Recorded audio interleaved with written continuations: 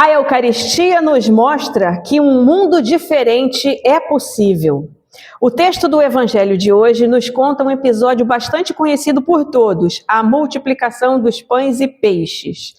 Convido-vos a refletirmos sobre esse fato sob a ótica do Reino de Deus nos dias de hoje. A proposta de Jesus é um projeto de vida e, por isso, ele se afasta da cidade, que era governada pelos sumos sacerdotes e pela família Herodes, os quais promoviam a morte e a opressão do povo. E parte para o deserto, relembrando o projeto libertador de Moisés, que junto com o povo comeu o maná, o pão do céu. No episódio de hoje, como em toda a sua vida, Jesus teve compaixão da multidão cansada e faminta. E, diferentemente da lógica do dinheiro, que seria mandar as pessoas embora para comprarem a sua própria comida, ele dá uma sugestão muito estranha aos discípulos, dizendo-lhes que eles mesmos alimentassem aquela multidão de pessoas. Mas como os discípulos fariam isso, tendo em vista que ali havia uma multidão? Como fazer isso? Diz o texto: de tardinha os discípulos chegaram perto de Jesus e disseram: já é tarde e esse lugar é deserto. Manda essa gente embora, a fim de que vão aos povoados e comprem alguma coisa para comer. Mas Jesus respondeu: eles não precisam ir embora, deem vocês mesmos comida a eles. Nessa história, temos alguns símbolos muito interessantes. Temos o número 7, que significa a plenitude, a totalidade, representado nos 5 pães e 2 peixes. Aquele pequeno lanche foi o ponto de partida para saciar a fome da multidão. Jesus iniciou a refeição organizando o povo, mostrando-nos a importância de sermos organizados na vida, no culto, no serviço. Após a organização do povo em grupos de 100 e de 50, Marcos 6, 39 a 40 também está lá, né? Hoje nós lemos Mateus, mas também está em Marcos. Ele abençoou os alimentos, que eram uma tradição israelita, muito antiga. E, diferentemente do que muitos pensam, Jesus não era contrário às tradições em si, mas sim ao tradicionalismo. Que é isso, reverenda? É o culto a uma tradição opressora, vazia e sem sentido, que toma o lugar de Deus e oprime os menos favorecidos social e intelectualmente e outras coisas mais, né? Após a bênção, Jesus partiu o pão e disse para os discípulos distribuírem entre o povo. E isso não foi uma mágica pura e simples. E aí eu peço agora minha vênia, né, meu perdão, minha desculpa, a quem pensa diferente, porque existem várias formas de interpretar essa passagem, tá? Mas eu acredito da forma que eu vou falar agora. O milagre, nesse momento, quando Jesus fez a oração e mandou todo mundo repartir, estava de fato no repartir. Cada um havia levado o seu próprio lanche, porque era comum isso, as pessoas andavam muito, né, para lá e para cá, não tinha esse negócio de ônibus, BRT, trem, não tinha nada disso, era no pé mesmo. Quem tinha um dinheirinho a mais tinha um burrinho, né, um jumentinho, né, para se locomover, mas a maioria era no pé. Então eles levavam lanches para onde eles iam, tá? Então, cada um doou o seu próprio lanche para Jesus, né, fazer a oração e ser repartido entre todos. E aquelas pessoas que estavam ouvindo os ensinos de Jesus aprenderam naquele momento a agradecer e repartir. E aí vocês lembrem, né, quando a gente faz alguma comemoração aqui na igreja, cada um traz um pouquinho, não fica uma mesa farta, né, fica muito farta, e ainda sobra, e a gente leva, e cada um só trouxe um pouquinho. Foi exatamente o que aconteceu. Repartir é um gesto divino, mas também muito difícil.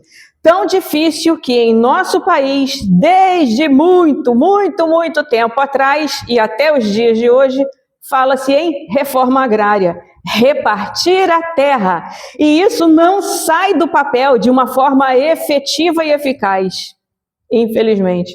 Também sabemos que há tanta fome no mundo, enquanto toneladas de comidas, de alimentos, preparados ou não, são jogados fora todos os dias.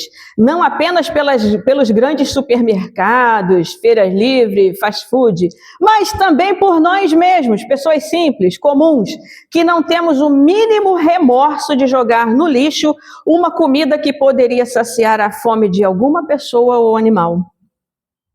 Para pensar. Repartir é tão difícil que muitos têm dificuldade até de dar um abraço, repartindo calor humano e alegria. Outro ponto significativo nessa história é o recolhimento das sobras. Sobraram 12 cestos.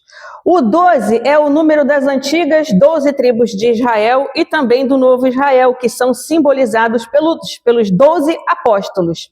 Portanto, se sobraram 12 cestos, eles eram a conta de cada tribo, de cada apóstolo. Nenhuma família desse povo, israelitas e cristãos, ficará sem o seu pão no projeto do reino de Deus.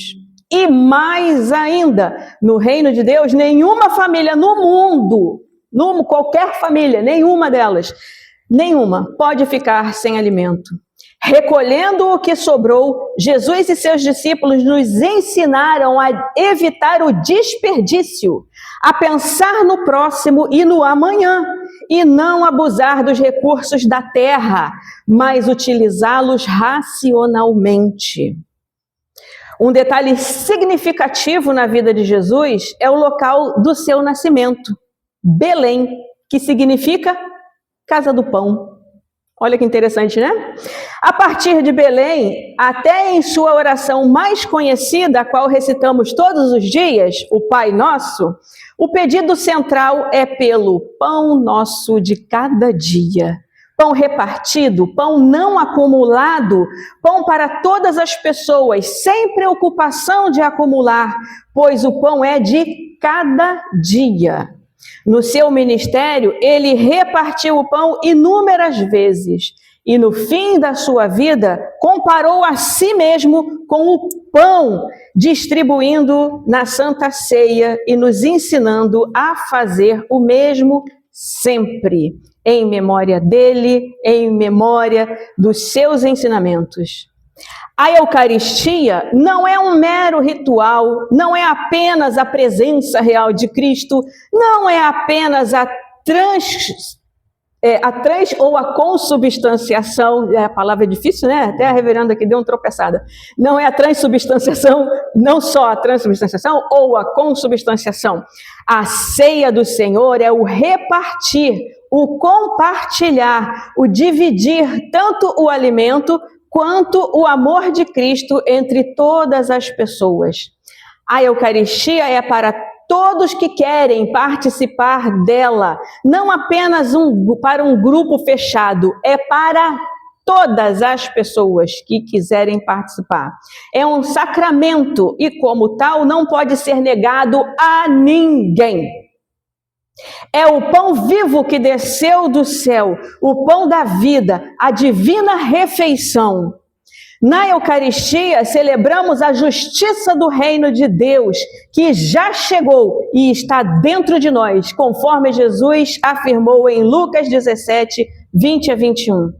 Alguns fariseus perguntaram a Jesus quando ia chegar o reino de Deus. E ele respondeu: quando o reino de Deus chegar, não será uma coisa que se possa ver. Ninguém vai dizer, vejam, está aqui ou está ali, porque o reino de Deus está dentro de vocês. A Eucaristia nos mostra que um mundo diferente é possível, um mundo sem exclusões, sem fome, um mundo de igualdade e de justiça para todas as pessoas, para todos os seres vivos. Que Deus nos ajude a transformar as nossas mentes e corações para que possamos de verdade, não é só da boca para fora não, de verdade, viver e testemunhar o seu reino nesse mundo. Que Deus nos abençoe. Amém.